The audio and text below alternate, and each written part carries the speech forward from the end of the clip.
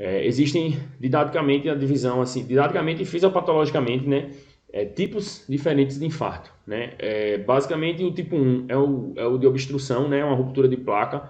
Então, é um paciente que tem DAC, que tem aquela placa instável, e aí há um rompimento na placa e faz uma obstrução da coronária. Esse é o infarto tipo 1, tá? É o mais classicão assim que a gente conhece. É o tipo de infarto que você pensa, quando você pensa em infarto, a primeira coisa que você pensa é esse tipo de fisiopatologia, tá? Tem o infarto também tipo 2, que ele é mais um desbalance entre oferta e demanda. Então é aquele paciente com anemia grave, é um paciente com hipovolemia severa também, é o paciente com DAC, né, com roubo de fluxo de coronária, né, porque a coronária não dilata mais. Então esse paciente aí é o paciente que faz uma dissecção de coronária por uma dissecção de aorta, enfim. É esse paciente aí que vai ter um desbalance de oferta e demanda de O2, né, na coronária, no miocárdio, e aí esse paciente aí vai fazer o infarto tipo 2, tá? O infarto tipo 3 é um infarto que você tem uma clínica muito exuberante, né? O paciente chega com o sinal do Levine lá, com a dor torácica em aperto, em radiação para o superior esquerdo, e aí ele fez uma PCR e você reanimou, não voltou, o paciente foi a óbito antes que você pudesse coletar outros exames, você pudesse fazer eletro, um paciente que teve uma evolução muito rápida para óbito. Esse aí é um paciente que tem uma clínica muito sugestiva, mas que você não conseguiu fechar o diagnóstico, né? Então esse é o paciente que tem um infarto tipo 3, tá?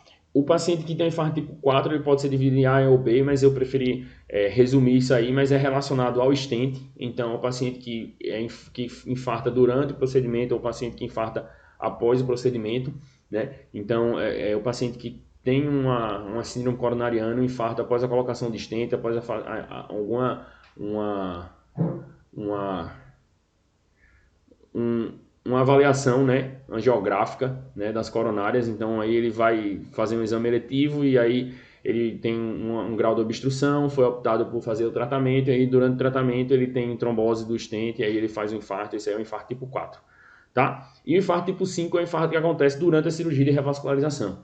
Então, de forma assim resumida, o que a gente precisa ver mais assim e de forma que é uma forma mais didática e fisiopatológica de entender o que é que está acontecendo é o infarto tipo 1 e o infarto tipo 2. O infarto tipo 1 é o classicão de obstrução, né? Ruptura de placa instável, ruptura, faz a trombose na coronária e aí a gente tem um infarto. E o tipo 2 é aquele desbalanço oferta-demanda. Então, um paciente que tem uma DAC mais grave, é um paciente que faz uma anemia mais severa, um paciente que tem um sangramento. Então, é esse paciente aí que vai ter infarto tipo 2, tá? E aqui uma imagem, né, só para ilustrar, né, o que é o infarto tipo 1, né, como eu disse, uma ruptura de placa com obstrução completa, uma ruptura de placa que faz uma semi-obstrução quase completa, né? Mas existe a formação de trombo, existe a instabilidade da placa aí dessa doença aterosclerótica do paciente, né? E no infarto tipo 2, né, então você tem um desbalanço da oferta, né, e demanda de oxigênio.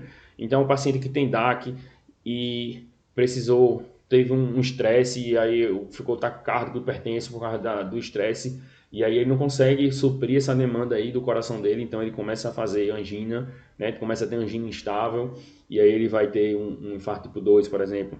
É um paciente que tem vasoespasmo, é um paciente que tem dissecção, né, é um paciente que tem uma, uma vasculite, está fazendo uma vasculite numa coronária, por exemplo, um paciente com anemia, enfim, é um desbalanço na oferta e demanda de oxigênio que vai levar ao infarto tipo 2.